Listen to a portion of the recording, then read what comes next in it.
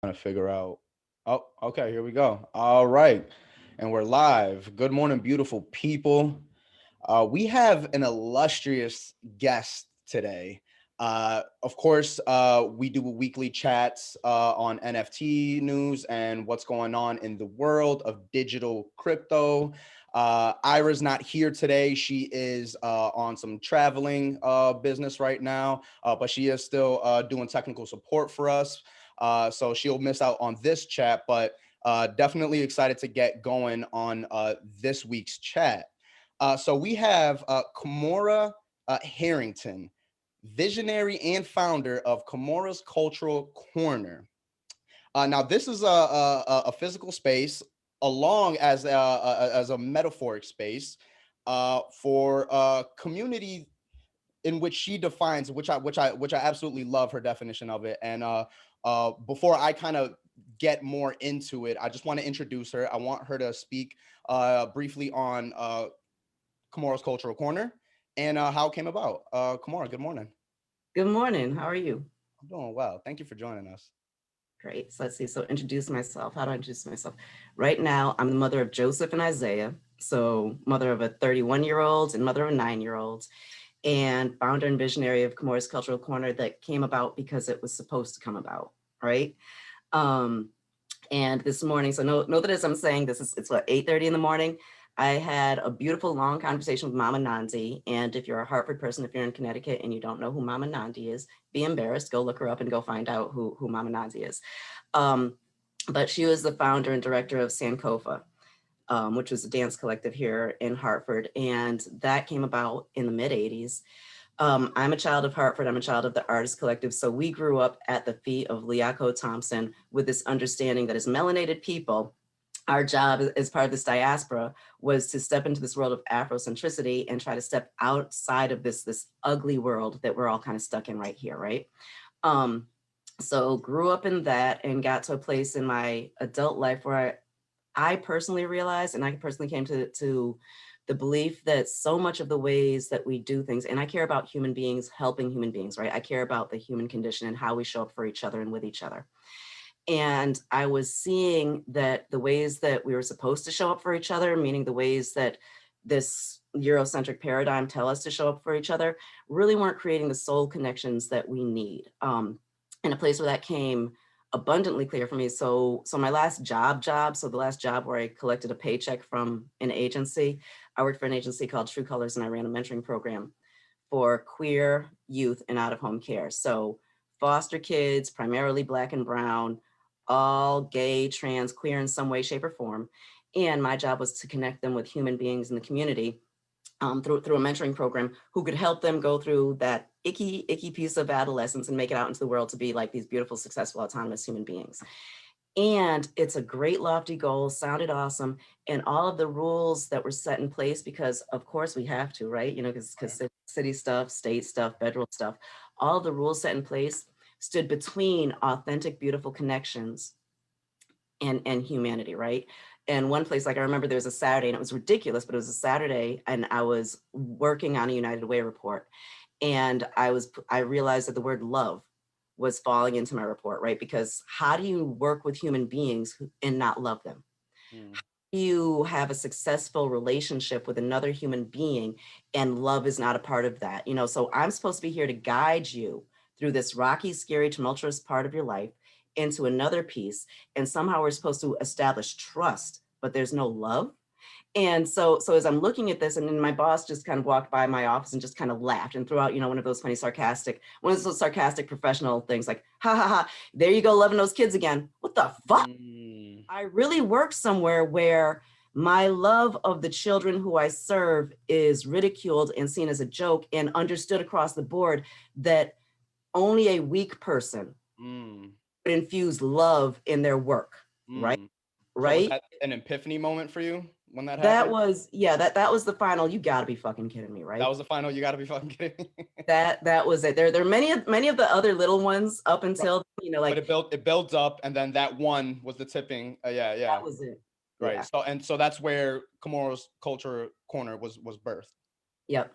Yeah. I mean, Okay. I could say that whole metaphoric place, So back in the 90s, I performed with this group of ragtag brown hippies here. And when I say brown, I mean diaspora. So we thought that we were mixed as hell, right? Because I'm half black, half white. We had some black folks, we had some Jamaicans, we had a Trinidadian. Like, we knew that we were the diaspora. So we knew that we were a multicultural group. And that group was called Metaphoric Soul.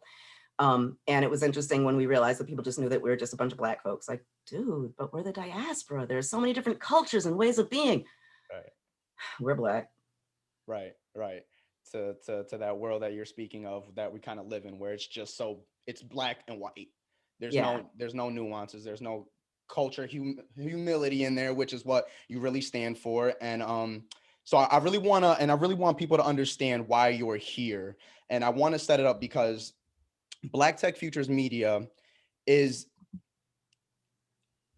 an organization that's really built for people like me, for people like Kamora, for creatives and artists that are marginalized, that don't really get the same opportunity as other institutions might give to other people. And you and Kamora's Cultural Corner have that type of lens too, that it's through the queer lens, the black lens, the person of color lens, brown lens. And but what I love about what you stand for, it's not exclusion. It's not just exclusive to those people. And that's exactly what Black Tech Futures Media is too. Even though we look through the lens of Afrocentricity, it's not just solely for that. It's for you to understand where we come from, how we look at the world, and how we express ourselves in this world. And we want you to be a part of that. So and that's what Black Tech Futures Media is. And in sharing that view with you, that's why Kamora is here with us, everyone. That's why she's here. And 2 weeks Because when I was ago, asked to be here, I had to say a few times, I've got no clue what an NFT is, right? They look like really fancy gifts. Many people I love are creating them, they're selling them, they're buying them. I'm down with it. It's great. and that's the beauty of it, right? That's the beauty of it. You are a community leader. You are someone who is on the ground. Like, you are making all these moves with people in real time, face to face. And this is why you're here, because we are kind of on this other front where it's this digital space, because it's happening in the digital space too, where people are being marginalized, artists aren't getting the same exposure, just all the same things that happen in real life, right? It's just transferring over to the digital space. So you don't necessarily have to fully understand NFTs to know that we're going through the same problems too, as artists and creatives, as we would in the real world. Going back to where this all kind of like comes together, 2 weeks ago, you put together a great event. It was a community cleanup for the Sterling Street Sanctuary, which is a huge project that is just super exciting, since I kind of stepped foot into, since Ira introduced me to it. It was super cool to be a part, because of that. So many different people were there. I met so many amazing artists and people who are doing some really dope things, and just decided to come together and say, yo, let's clean this up. And it wasn't just black people, it's white people too. There was a bunch of white people there too, guys, just to let you know. And they were awesome. They were really cool people. They were just there for the cause. And that's, at the end of the day, what it really matters. So that project kicked off with a tour that you guys did surrounding a project called Black Art Heals. Can you explain how this tour kicked off and how it ended you guys up in, I don't want to mispronounce this, in the African village of Oyutunji? Yep, well, it's Oyutunji. Oyutunji. So how did that start from Black Art Heals all the way coming up to building what you guys are going to be building at the Sterling Street Sanctuary? And I'd love for you to explain all that. Okay, so the work that we work in, before we got here, we talked a little bit. So the work I work in is cultural humility, right? And this says that I'm the greatest thing since sliced bread, and I ain't shit. Everything in between there is true, and both of those are true, right? So we've got to really figure out the dance of community, the dance of collaboration is the beauty of this work. And that means, so we're going to step on each other's feet, we're going to have all kinds of issues, but the dance getting us there, right, is incredibly important. So we've been doing the work, we've been plodding along. We got this space, so we knew that we were going to be doing summer bazaars, and we're going to have people get together every week to, for Black artists to sell their wares to other folks and all this great stuff. And as this was happening, as we're pulling it together, as we're pulling together the community garden aspect, you say, so we come from a Black, queer, Afrocentric perspective. And one of the things that you said is it's not just for Black folks. And one thing that I think we often miss is that here in the United States of America, we live in a white, heterosexual, Eurocentric space constantly. We don't name it, we don't put the words on it, but that's where we are. And that's what the expectations are all the time, right? So when you come to KCC as metaphoric space, as physical space, as you're interacting with the KCC, you're getting this concept and this idea that collaborations are necessary, that we all have these beautiful gifts and talents that are necessary, and that we are going to work together collaboratively. Not that we all have the goal and know exactly where we're going, but that we're on this road and this path and we're doing this together. And then also when you think about Eurocentric thought and Afrocentric thought, our idea is not that we're going to get everyone together for groupthink, right? So everyone is not going to come to KCC space and come up with there's no Nicene Creed. You know, we believe ... and everyone's got to believe this, and that's what we're working in.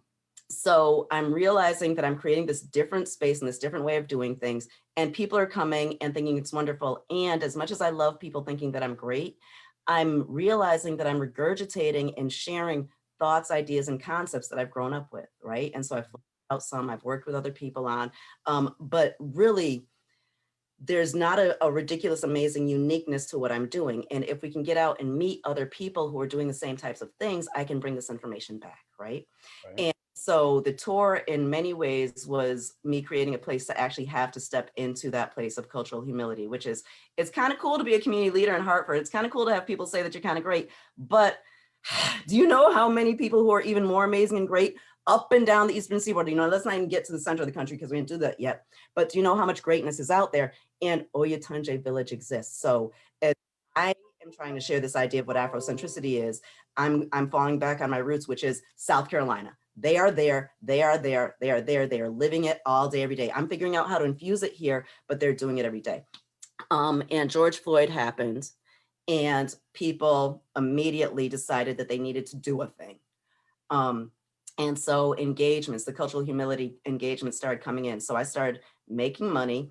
And back in March, you know, so we lost our space on Albany Avenue and COVID hit. So we didn't have rent for a space to pay.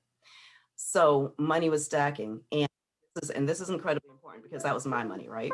And we raised a good amount of money for Black Art Heals for the tour. And $8,000 of that money came from the cultural humility engagements that folks hired me to do. So if you hired us to do any of that, if you hired me for a consultation, if you paid me $400 to talk to you for 2 hours what's going on in your home, that money went to this, but we had this money in the bank. And what can we do with it? I can go on vacation, I can buy a car, I can pay my rent for the next 7 months and know that I'm completely taken care of. Or I can go out and visit my people and bring information back. And what did it feel like America needed at that time? What did last summer? People were scared, people couldn't breathe, like for all of the reasons we have this awful pandemic going on, we've got this place people need information and need community and need connection. And so we rented the RV and we went down. For me, the 2 most significant stops were the Legacy Museum in Alabama. And again, so for me personally, sitting in the space with all of the dirt that came from the lynching sites and knowing that those lives were lost unless we do something, you know, so white America understood that they needed to kill the soul of Black America and did everything there to destroy the soul of Black America. Black America did what it could to survive. That museum there, what do we do with that? How do we take the information, the lessons that we can learn at the museum and bring them back so that we can all benefit, right? So that was beautiful. And then on the way back, we stopped at Oyutunji Village. And that is where, for me personally, again, as a child of the diaspora, as a child of Afrocentricity who grew up hearing this and seeing this and practicing it in small ways, being on that land and being in that space, you've got to be kidding. This is real. This is how you guys really talk. This is how you really live. When the King was on our conversation last week, he talked about, you know, so someone who lived there had recently died, a new family moved in, so they gave that family that house because we've got a house, it's empty. There's people who need a house. What else do you do? Yes, and that is what I need. So bringing this. As simple as that. It's that simple. It's that fucking simple. Eurocentricity gives us all this bullshit, puritanical shit. So somehow we need to do something to prove that we're worthy to have a house. Like all of this dumb shit that in no way takes into account souls and humanity. Like a human being who's alive and they need a house. It's all transactional. You need all these intermediaries so that they can get paid to, and then business is built like that, and then here we are in an economy that's built by the Eurocentrics, huh? And rather than talking about humans and their souls and their connections, we're talking about dollars and using that to determine what's happening with humans.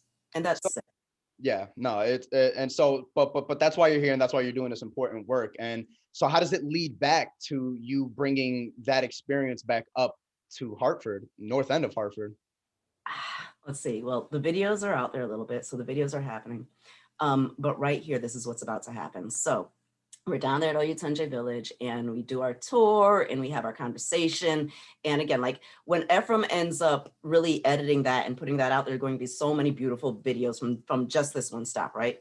But we're there and we're going through, and again, collective responsibility. I understand that my job on this earth, I am a melanated woman from Hartford, Connecticut, who was raised in Afrocentricity, and therefore my responsibility is to Oyutunji Village. And my responsibility is to make sure that those Africans, those melanated human beings, those children of the diaspora can continue to live the way that they're living, because we all need that, right? So we're walking through and we're getting the tour, so we need this over here, we need this over here. Like, okay, so we've got some lights, we left them some lights, we left them some stuff, we left them stuff that we had on the tour. And, we're definitely going to continue figuring out how to get you money. We're going to talk about you because we do these things, we do them all the time. We will talk to everyone and make sure that all melanated people in the United States of America who we touch understand that we've got a responsibility to you and your village. We need to get down and visit you. We need to attend the ceremonies. We need to get our readings done. But on top of it, we just need to support you because you're necessary here. And when Maria is giving us the tour, says something about, well, what we really need is we need the materials, because my king can build. My king is a stonemason. Now, at this point, I've known that I needed to build the labyrinth, right? Because I've raised the money. And as we talk about this, the labyrinth is there for contemplation and thinking. And as we were talking earlier, one thing that I think happens far too often is someone has an idea and that's the end. And they never bother to flesh out that idea and think it deeper. So as we look at what the last 50 years of liberalism has done to the hood, and what the last 50 years of liberalism, and I hope people are hearing liberalism as, God, you gotta be fucking kidding me, right? But as we look at how liberal ideas and liberal policies affected us, we can very easily in hindsight realize if someone had just thought that shit out like another 8 days and tried to poke all the holes in it, we could have had something better, the Civil Rights Bill could have been way better fleshed out. The way that we do housing within welfare, the way welfare reform happened, which was not even welfare reform, that was just decimating families, right? But all of these policies and all of these things that we've done, if we had just taken time to shut the fuck up, think and consider, then pull in some other new ideas that we haven't contemplated yet, and then shut the fuck up and think and consider a little bit more, then we could have created wonderment and beauty. And so this need to build a labyrinth is this need and desire to create a place for that to happen. And then we go to what curriculum and what training and how we're going to use that labyrinth. Our definition of community really says that conflicts and tensions are gifts that we grow from. And as you look at, you said you were there and there's a whole bunch of cool white folks there, right? So let's just connect the two dots real quick. So the labyrinth and Sterling Street Sanctuary, that's where the labyrinth is going to be, guys. Yep. Just to connect those dots. Yep. All right, so continue. So creating this place for different human beings to come together in trust, but to come together, walk the labyrinth and think, and then have conversations, right? So that's where the magic happens. That's where the growth happens. That's why when I say, we come together, we don't come together with this idea of what the end goal is, because that's just dumb, right? Because if we know what the end goal is, then everything we do on the path to get there is going to have to prove that the end goal is right. And get halfway there, and think about anyone here who works for a nonprofit, who's ever worked for a nonprofit, think about this. You've gotten the grant. The grant says at the end of 12 months, you're going to have 12 kids who can play basketball and hit a 3-point shot, right? Something stupid like that. And then you get to 6 months and you realize ain't no way in hell these 4 kids you got are going to be able to do a 3-point shot. Now there's beautiful magic. Now you've met these kids. You've got 6 months with them. You could do wonderful and amazing things with them. However, you got this dumbass grant. And 2 years ago, you came up with this end goal in your head, sitting at your desk, because someone said there's money if you can do this. So you come up with this end goal, and then you realize you can't achieve it. At that point, you're lying to yourself, you're lying to the kids, you're lying to the funders. You're coming up with weird ways that in no way serve the human beings who are involved in this in a real, authentic, and beautiful way. You're coming up with ways to serve the funder. So is that what happens? Is that what That happens? happens constantly, yeah. So, Yeah, so for people who don't know how grants really work, and when you are writing a grant, you have to list out these specific goals as to why you need the money, justify all those goals. And what, they're not amendable is what you're saying? Like once it's there. very often they're not. And so a lot of our work is really trying to do things in a much different way. So what are we doing? And this is like crypto. But also just like throw old black lady on it, and you realize like this is our soul, this is what it is. Like, so what are you doing? What I'm supposed to do, you know? So I stopped that project because it was dumb. It didn't work. We had this great idea this was going to happen. It didn't work, so we stopped. What are we doing now? This other thing that works. Why? Because it's necessary. Rather than coming up with the rationale and then proving why the rationale is so important. So not even trying to get too political, because this is the crazy thing about this, is the ridiculous thing about this. I don't want to be political. I'm not trying to be political. It's just sick and disgusting that we live in a nation that has politicized all of our humanity. Yeah. And so as we talk about things like, you know, well, Kamora, are you supporting this bill? Are you supporting that? What the fuck? I'm supporting humans being humans. I'm supporting families being families. If there's legislation that stands in the way of that, then I'm gonna be against it. If there's legislation that supports that, I'm gonna be for it. And throughout all of that, I'm gonna be disgusted that I've got to engage with agents of this state in order to fulfill and satisfy my soul as a human being on this earth.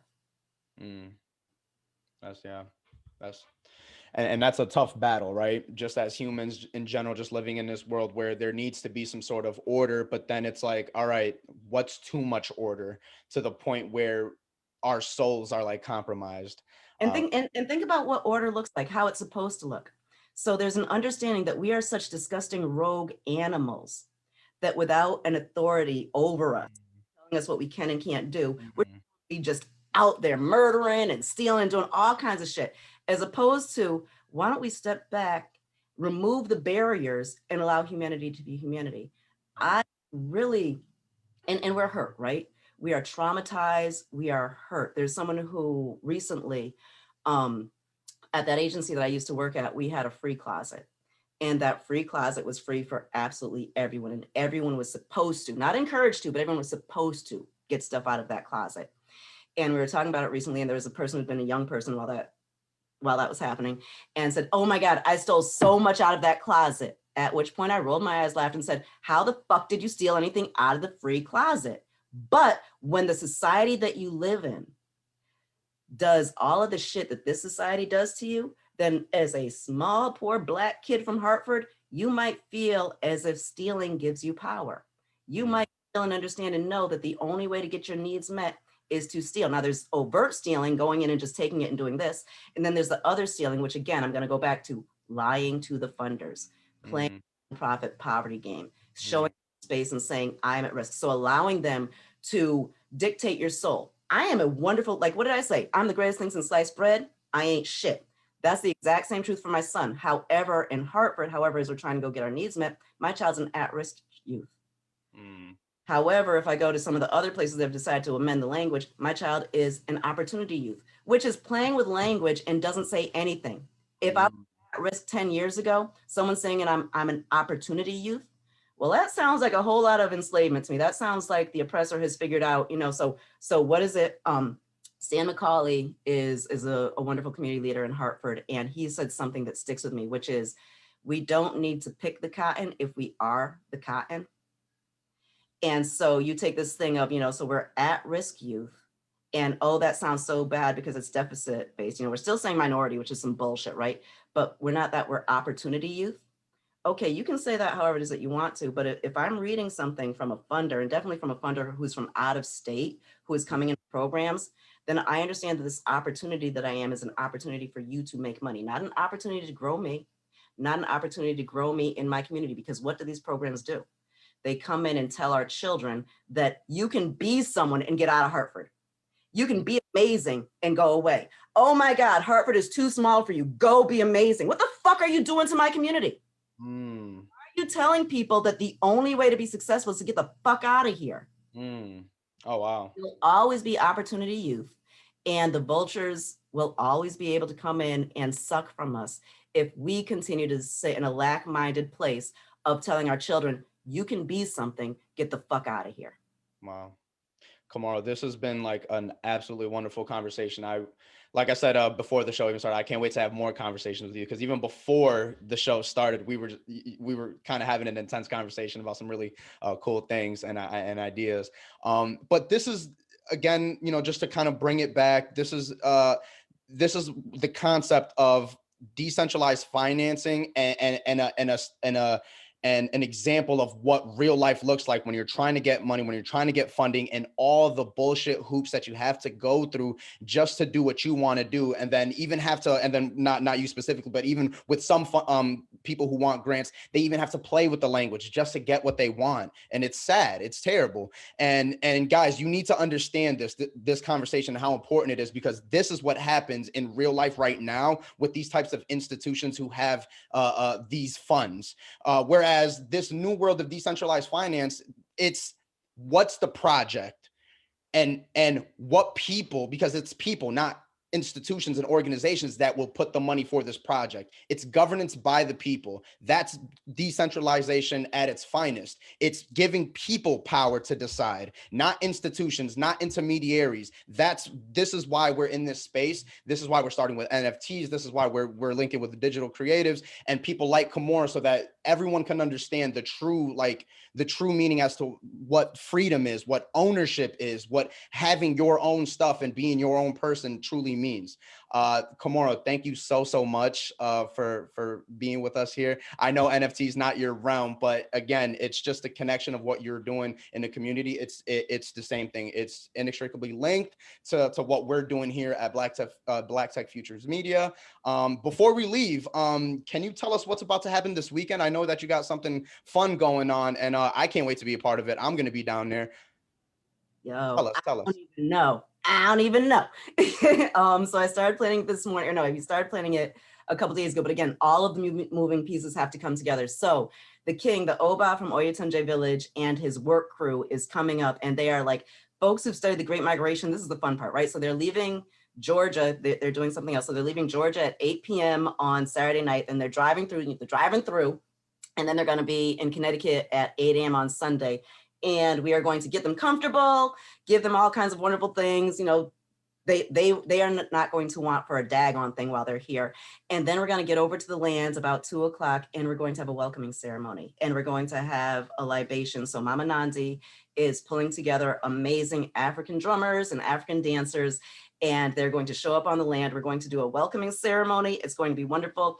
I will pull up I don't know what ridiculous Black American stuff I'm gonna pull in there, but again, as children of the diaspora, we are coming with our African Afrocentric roots, and then reminding folks we're also still in the north end of Hartford. We're in Albany Avenue, so this is what it is, right?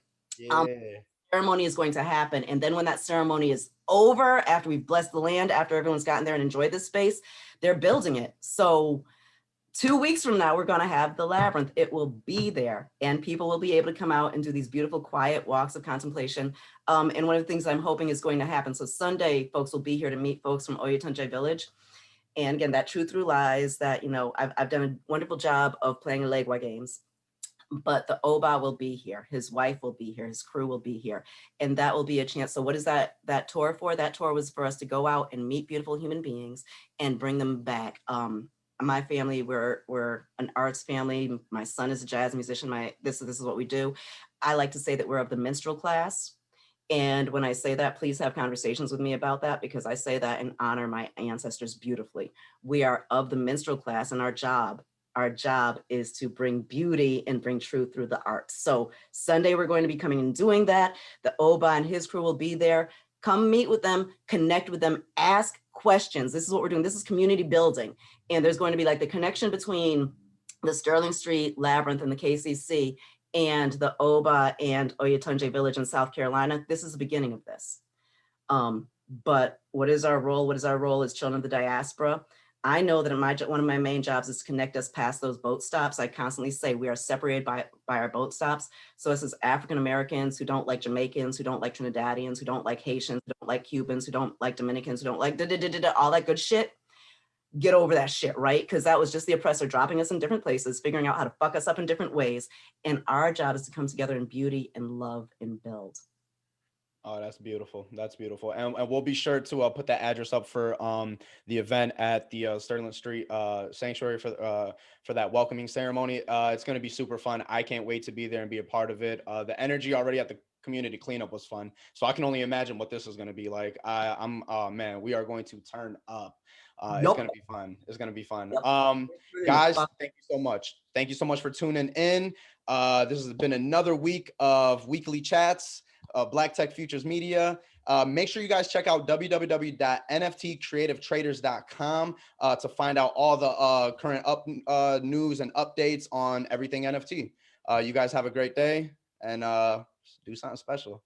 Peace. Thank you. Peace. Bye, Kamora. Bye.